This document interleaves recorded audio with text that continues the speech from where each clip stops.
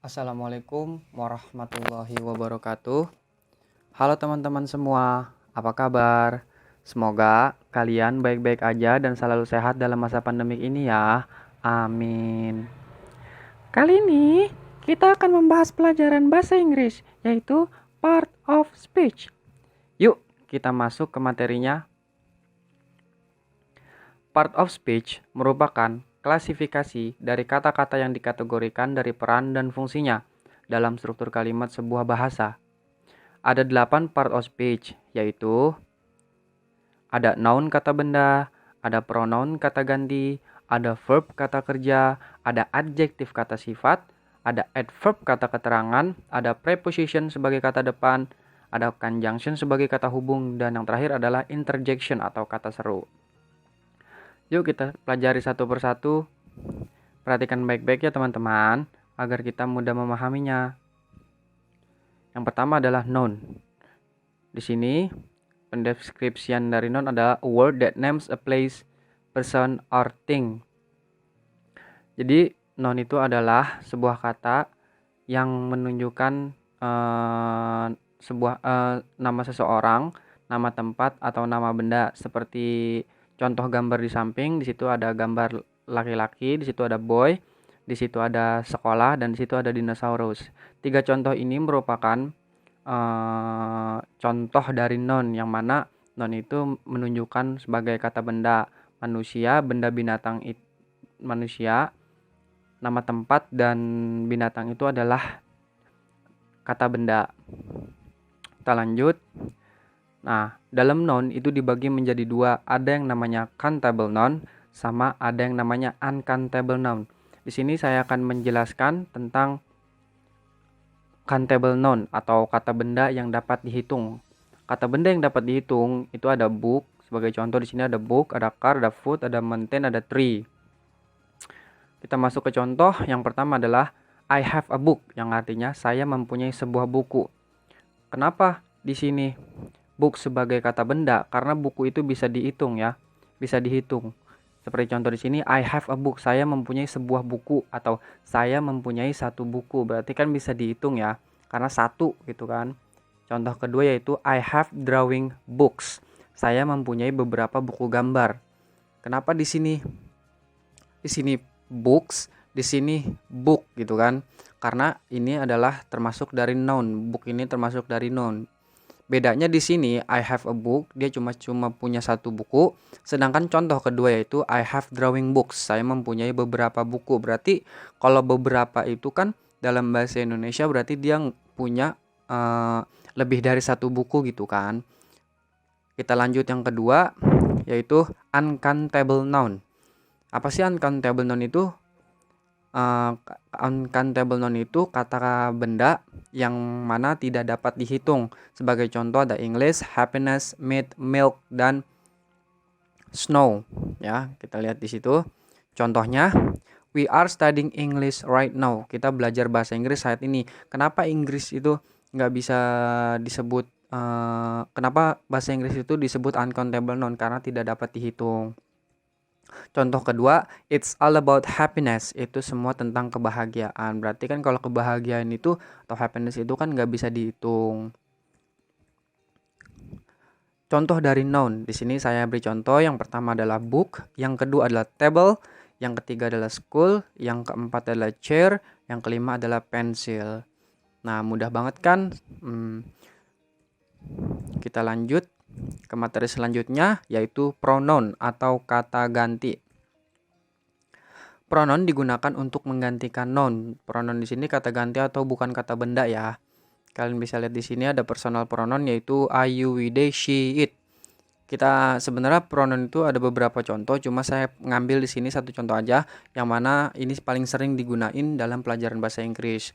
Seperti di sini ada I, you, we, they sama she, he, it. Contoh kalimatnya, We are going to Surabaya. Kita akan pergi ke Surabaya. We di sini adalah kata ganti dari noun ya. We are going to Surabaya. Terus di sini ada you have great hobby. Kamu mempunyai hobi yang sangat bagus. Ada lagi di sini interrogative noun. Apa sih interrogative noun itu? Nah, interrogative noun itu biasanya digunakan untuk kalimat pertanyaan. Karena di situ adalah interrogatif. Sebagai contoh di sini ada who, what, which, whom, whose, ya kan? Kita lihat contohnya. Yang pertama adalah who are you, yang artinya adalah siapa kamu. Who di sini digunakan untuk sebagai pronounnya ya, karena untuk kalimat pertanyaan. Yang kedua adalah what are you doing? Apa yang kamu lakukan? Kita lanjut lagi ke verb atau kata kerja. Verb digunakan untuk menunjukkan tindakan dari subjek menggunakan peristiwa atau keadaan. Nah, untuk lebih jelasnya materi tentang verb itu sudah saya upload di video yang sebelumnya. Kalian bisa cek di deskripsi ya. Kita lanjut. Nah, dalam verb itu ada yang namanya regular verb dan ada yang namanya irregular verb. Sedangkan di sini kita akan membahas tentang regular verb terlebih dahulu ya. Apa sih regular verb itu? Regular verb itu adalah kata kerja yang beraturan. Kenapa dia kata kerja yang beraturan?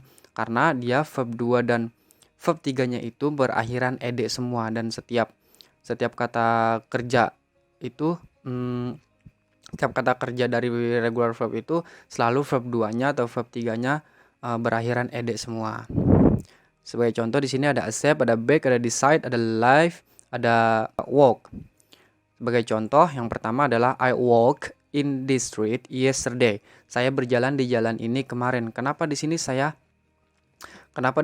pakainya walk, pakai akhiran ed, kenapa enggak walk? Karena di sini adalah regular verb. Ya, saya ingin mencontohkan di sini adalah bentuk past tense ya. Kenapa disebut past tense? Karena ini terjadiannya sudah terjadi lampau.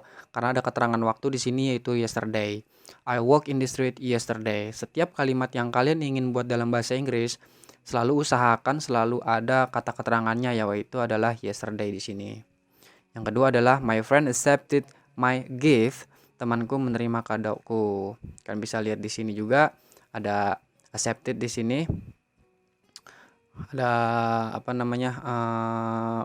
kata kerja yang berakhiran ed yang termasuk regular verb. Sorry, di sini saya lupa untuk menambahkan keterangan waktunya ya. Jadi nanti begini lebih tepatnya, contohnya gini, my friend accepted my gift yesterday juga boleh, atau 1 years ago boleh, atau last night boleh ya. Kita lanjut ke irregular verb. Apa sih regular verb itu? Irregular verb itu kata kerja yang tidak beraturan ya. Kenapa tidak beraturan? Karena verb 1, verb 2, dan verb 3-nya mereka tidak selalu sama. Ada beberapa yang sama, ada juga yang enggak sama, seperti drink, drunk, drunk, kayak gitu.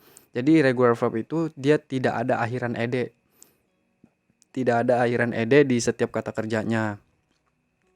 Kita lanjut. Seperti contoh di sini ada beer, ada choose, ada feel, ada send, ada write. Sebagai contoh yang pertama, my friend send me a message last night. Ya, kalian bisa lihat di sini artinya adalah temanku mengirim pesan singkat kemarin malam. Kenapa di sini saya menggunakan send?